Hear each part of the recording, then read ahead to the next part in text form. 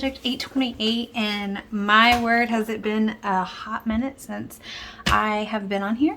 I am trying to find my space to get back into posting regularly and Bible journaling regularly, and so this is my first attempt to do that.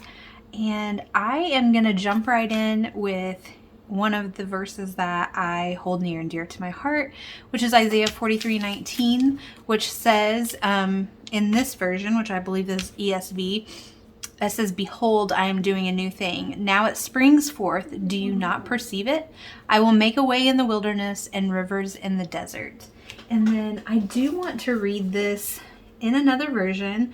I love reading out of the NLT version. I know a lot of people love reading out of the Message version, so I actually want to read this out of both versions. So I'm just going to pull that up here. I've got my iPad, and I was not very prepared apparently because I'm having to scroll to find it.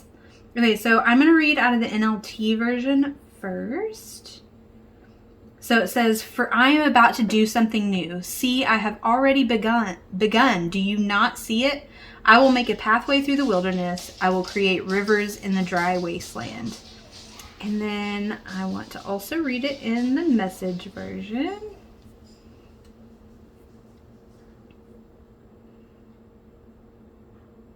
So the Message version, if you're familiar with it, it's kind of different. It kind of groups verses together. So they've actually grouped verse 16 through 21 together. So I'm just going to go ahead and read verse 16 through 21. It says, "This is what God says, the God who builds a road right through the ocean, who carves a path through pounding waves, the God who summons horses and chariots and armies. They lie down and then can't get up. They're snuffed out like so many candles. Forget about what's happened. Don't keep going over old history. Be alert. Be present.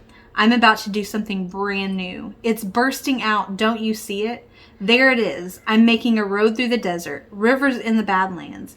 Wild animals will say thank you. The coyotes and the buzzards, because I provided water in the desert, rivers through the sun-baked earth, drinking water for the people I chose, the people I made especially for myself, a people custom made to praise me." Wow, I love the way this version says it. It says, "Forget about what's happened. Don't keep going over old history.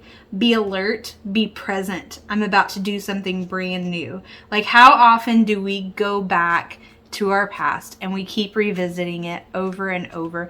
But that's not what we're supposed to do. We're supposed to forget about what's happened and not keep going over it, and to be alert and be present where we are and pay attention to what's around us. My word, God has been doing something brand new in me for months now, and I feel like I'm just on the edge of what he's about to do. Like, he's been doing it, but I feel like there's so much more coming that I feel like I'm just barely on the edge. And so I'm probably going to use the wording from this Message version in my page because wow, it's perfect. It's really perfect. So I'm going to just jump right in, and I think I'm going to use some paints on this page. I think I want to make it bright. I haven't Bible journaled in a while, and I'm excited to just jump in and see what happens on the page. So if you want to see how this page comes together, then just keep on watching and let's do it.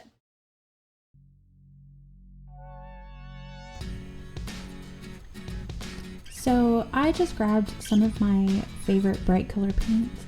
These are just some cheap paints from Hobby Lobby and Walmart. So I have got 3 apple barrel paints that come from Walmart. They're like 54 cents each, so super cheap.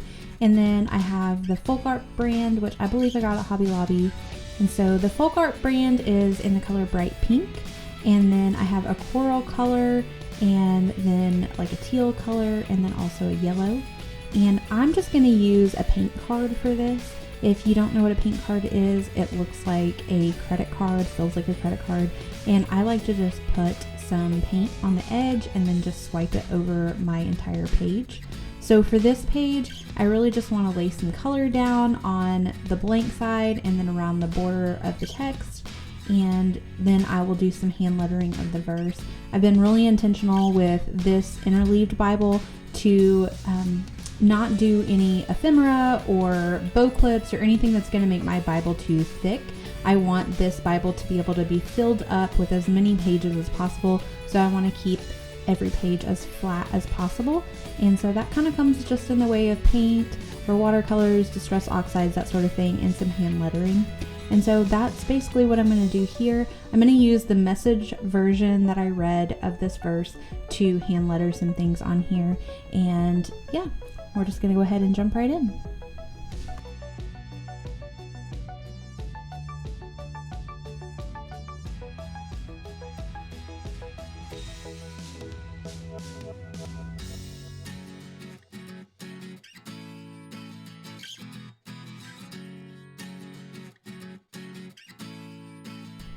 So I am just gonna go right in with my pink and my paint card. I just put a little blob of pink on the edge of my paint card and then I just swipe it on.